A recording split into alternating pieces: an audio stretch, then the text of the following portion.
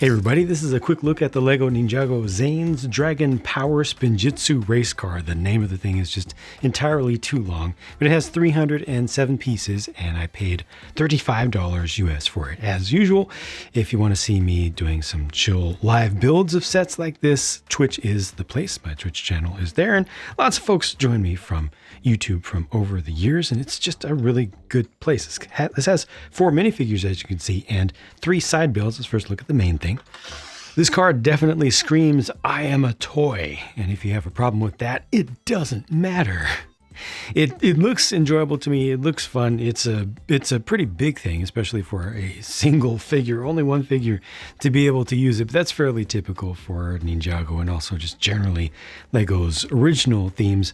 You got this ball element around the back. It's like a half or open globe. They've used that for a number of different things in the past, mostly with Monkey Kid, and you got a couple of the Dragon Core elements with their holders on the sides, one on either side, and those have a metallic color on the inside, trans light blue on, metallic on the end, trans light blue on the outside. Unfortunately, those things just don't roll all that well. I've talked about this before, and I will talk about it every single time. They just don't roll all that well. This one in particular has a really nice effect because it's actually iridescent in there, but I just wish that they would spin nicely. They also don't even work as good marbles to just kind of toss around and everything. I really like this shaping here on the front with the electric bits and the blue colored Lego Technic axle pin pieces for once actually do a good job. They actually go with the color scheme. This is a large sticker here. Pretty much all the decorations you see on this are done with stickers.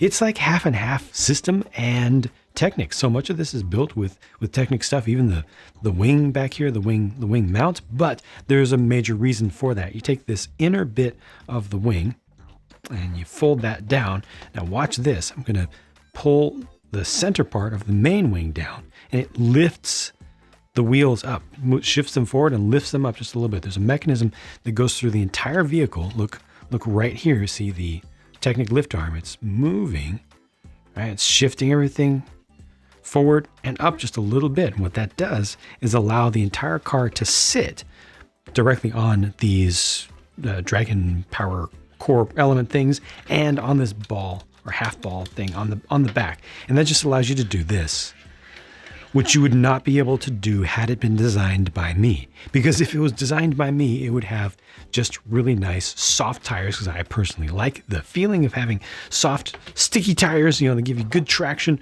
on the ground and they don't make too much noise when you roll them around, unlike these front tires or front wheels, which are plastic and just,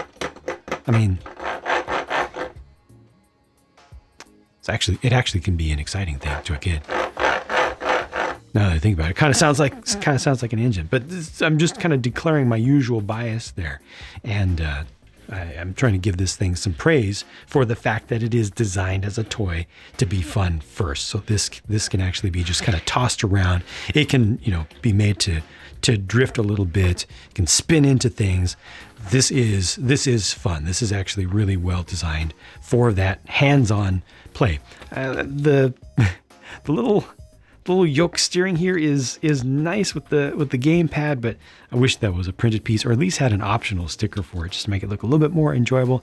And I do wish that it came up closer to the figure. However, they do have good clearance here with no use of studs down in the base, so it's very easy to get the figure in and out. Of course, also a windscreen of some sort would be nice, even a narrow one, that doesn't go the full width, not even 4 studs, just 2 studs, just something right there would have helped a lot. I think would have made it a lot more interesting. But all in all, this works well as a toy, even if it's not the most exciting looking thing as far as Lego big cars go. I don't think it's too bad. The side builds are for the bad guys. These 2 over here can represent little flying drones, or they can be used as flyers that minifigures themselves can stand on and can use as their own personal transports for assaulting things. These each use one single sticker there. Got a little suggestion of a couple of thrusters on the back, and this down here represents energy coming from below and for hovering and whatnot, repulsor, lift, or whatever. And these are on turntables. Now that does 2 things for you. First of all, makes it easier to just pose them facing a thing Also, if you're playing with it on the ground, it's easier to just turn. It's just a little bit more loose. But more importantly, if you happen to spin a car or something into them, if you hit them with, well, let's see, they start to spin a little bit. There's just a little bit of spin motion that you can get. I played with it a little bit offline, and I'd say about half the time I would see these spinning off in the distance after hitting them hard with literally a spinning car. So, it just adds a little bit of something, and then this is simply a floating little robot drone thing with a couple of blade arms. Looking at and thinking about this set in a vacuum, they easily could have included just Zane as the only ninja in this, but they included Zane and Cole. And so I'm happy with that. It's just because of how they chose to distribute the figures between the different sets, but this definitely works for me. The Cole design is definitely growing on me a lot. I like the new designs of the ninja, except when they have their hoods on only and not the armor piece. And also like both versions of faces, but there's not a lot of difference between their designs other than just the colors. But ultimately, I've ended up being okay with that. Here are the bad guys. On the left is the Imperium Claw Hunter, and on the right is the Imperium Guard Commander, or one of them. And, these obviously are just using the basic black and golds, really leaned into the gold here, really leaned into the black there, and that's pretty much it. Really nice weapon, love that dual molded weapon. The prints on these are absolutely excellent in my opinion, and I think that especially this black color for this new hat piece is going to be really useful for a lot of custom builds in the future. Let me take this off as well so you can see just a little bit more in there with the four eyes. Like there's way more design work done on these than they need, or that you will mostly ever see. These are the leftover pieces, and the sticker sheet looks like so. There's one more important thing that I need to show you though, related to parts, and that is this. So that's a Lego piece, came with this set, with a bunch of flashing still on it. That is yet another symptom of Lego simply turning the dial between quality and profit, turning it in the profit direction, turning quality control down.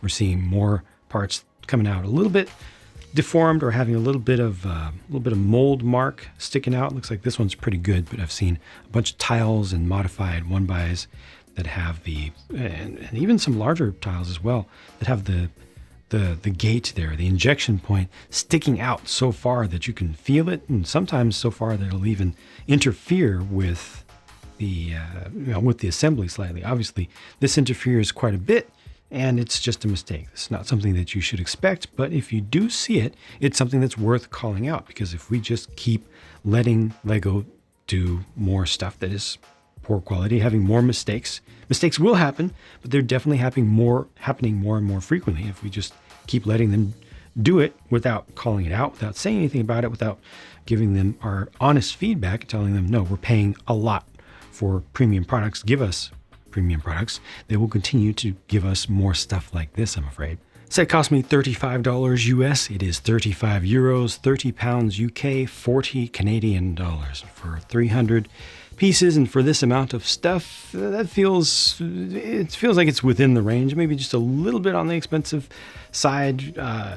If this had like just a little bit more coverage here, I would probably feel a little bit better about it in general, but honestly, it's not too far off for today, by today's standards, value-wise, to amount of stuff. Got to get that quality. We can't let that quality slip, continue to slip. Got to bring that up, but otherwise, design-wise, this is good. Most importantly, it is definitely designed for active play by young kids. 7+ set, I can easily see this being enjoyed all the way down to the 5+ range, although the build might be a little bit complex and require a little bit extra dexterity and fingertip strength because of how much technic building goes into this. I think that's the main reason that it ends up, matching a higher target age range. They might have gone for that, but I'm just, kind of thinking of what their normal standards are. Overall, good toy, values okay. Thank you for watching, and I'll talk to you again soon.